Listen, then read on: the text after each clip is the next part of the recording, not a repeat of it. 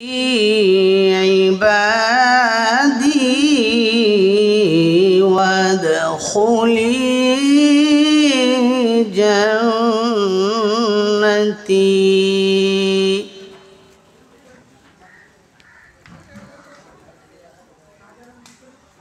सदक़ल्लाहुल अज़ीम। अल्लाहुम्मा सल्लि अला मुहम्मद व अला आलि मुहम्मद कमा सल्लैता अला इब्राहीम व अला आलि इब्राहीम इन्नका हमीदुम मजीद।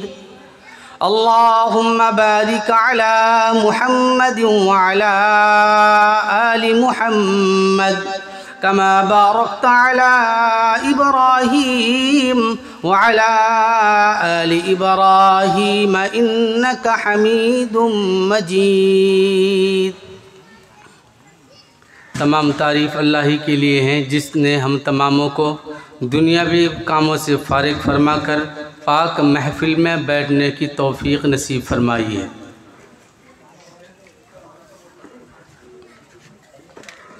अल्लाह का बड़ा शुक्र है कि अल्लाह ताला ने ऐसी महफ़िल में हम तमामों को जमा फरमाए हैं।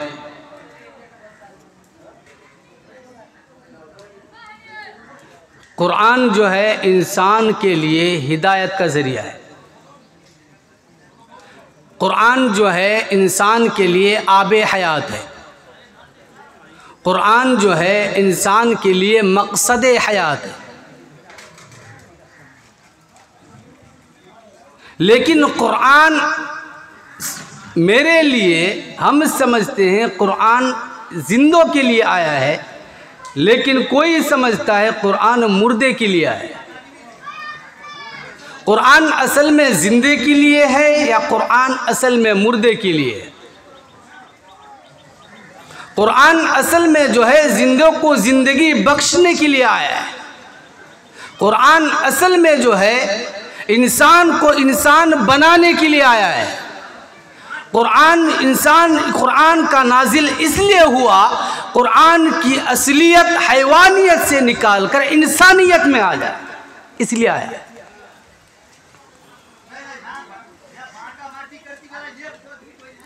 तो कुरान के बगैर ना दुनिया में नजात मिल सकता है, ना आखिरत में नजात मिल सकती है।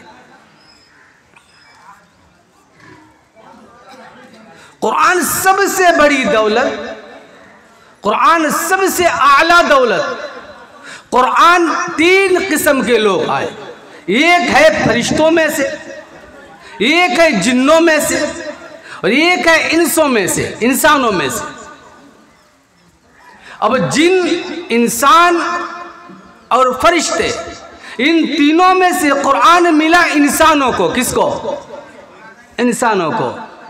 जब इन तीनों में से कुरान मिला इंसानों को, तो कुरान पढ़े कौन? इंसान। कुरान कौन पढ़ेगा? इंसान। कुरान पढ़ेगा इंसान, कुरान को लेगा फरिश्ता। कुरान को लेगा कौन? फरिश्ता। इंसान की जुबान से कलमा लिख ले अल्हम्दुलिल्लाह, उसको कैच लेने के लिए बैठे हुए हैं फरिश्ते। रब्बे करीम ने कलाम किया, जबराइल अमीन के हाथ में आए, पहुंचाने के लिए मोहम्मद रसूलुल्लाह की खजाना हो गया। ना मोहम्मद रसूलुल्लाह का घर टूटा है, जबराइल अमीन फरिश्ता है, रब का कलाम है। अल्लाह ने फरिश्ते के जरिए से रब का कलाम को टूटे हुए घर में लाए।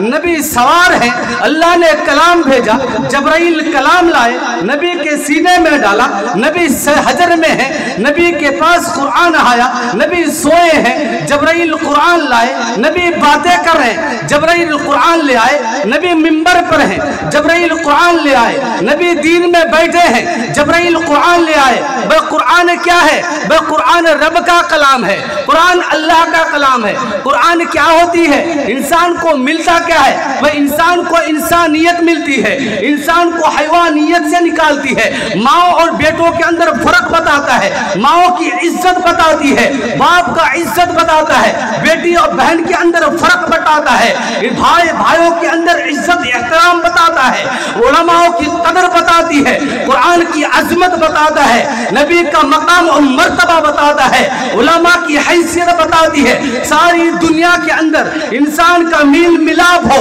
बातें हो, गुफ्तार हो, रफ्तार हो, चलना हो, फिरना हो, खाना हो, बोलना हो, कुछ भी हो, कुरान बताता है बातें कैसी करनी है। मोहम्मद के दर पे जा, तुझे बात करने का सलीका बताएगा। पेशाब कैसी करनी है, नबी के दर पे जा, पेशाब का सलीका बताएगा। नमाज कैसी पढ़नी है, मोहम्मद के दर पे जा, तुझे नमाज का सलीका बताएगा। कुरान कैसी पढ़नी है, मोहम्मद के दर पे जा, तुझे कुरान सिखाएगा। रब को राजी कैसी करनी है, मोहम्मद के दर पे जा, मोहम्मद तुझे बताएगा। रब तेरा कैसे राजी होगा।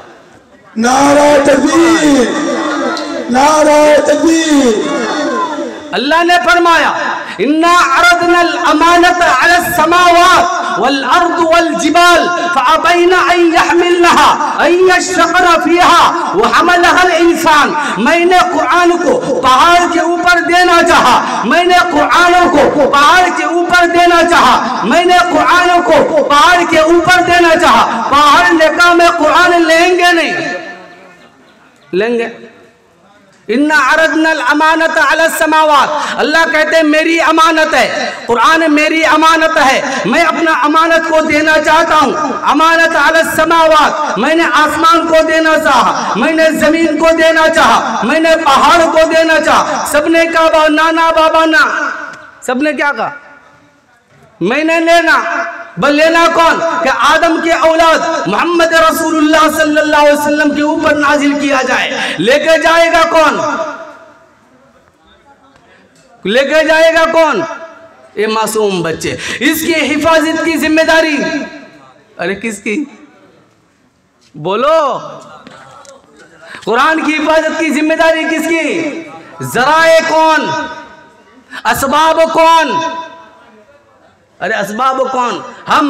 लेकिन हम जब अपने असबाब को छोड़ेंगे, अल्लाह को सबब तैयार करना आता है, बगैर सबब के भी अल्लाह तैयार करके दिखाते हैं। जब नबी के दादा जब असहाबे फील ने काबतुल्लाह तोड़ने के लिए आया, दादा ने भागा, अल्लाह ने असबाब तैयार किया, अबाबील के जरिए से काबा की हिफाजत की। अल्लाह अकबर, अल्लाह की कसम खाकर कहता हूँ, तू अगर सबब ना बने ना बन, लेकिन अल्लाह सबब तैयार करने के कोई कादिर ऐसी नहीं है। अल्लाह बहुत ताकतवर है, अल्लाह सबब बनाना जानता है, सबब को तैयार करना भी जानता है। कुरान को भेजना जब अल्लाह ने जाना, तो कुरान की हिफाजत भी कौन करेगा, अरे बोलो कौन करेगा, अल्लाह। अगर अल्लाह कुरान की हिफाजत करे, अल्लाह अगर कुरान की हिफाजत करे, तो कुरान वाले की हिफाजत नहीं करेगा।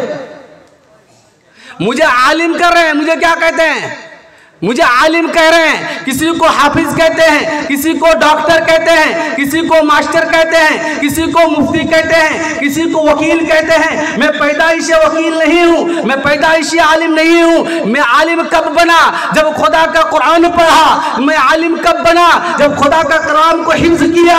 जब मुफ्ती कब बना, खुदा की कलाम को मैंने जब गौर खोज किया। आलिम उसको कहते हैं जो अल्लाह का कलाम पढ़े, बेगैर कुरान पढ़े आलिम नहीं बनता, बेगैर तफासीर पढ़े आलिम नहीं बनता, बेगैर मसाइल पढ़े आलिम नहीं बनता। आलिम उसको कहते हैं जिसके अंदर खुदा का कलाम हो, इल्मे इलाही हो, इल्मे नूरानियत हो, रब की तजल्लियात हो, रब का डर हो, रब की खशियत हो, रब की मारिफत हो, रब की मोहब्बत हो, नबी की जियारत का दीदार का शौक हो, तब जाकर उसको आलिम कहते हैं। इसी आलिम में बच्चा कल जाकर इसी स्टेज पर बैठेगा, तुम्हारे सामने जन्नत की बातें बताएंगे, तुम्हारे सामने कुरान की बातें बताएंगे।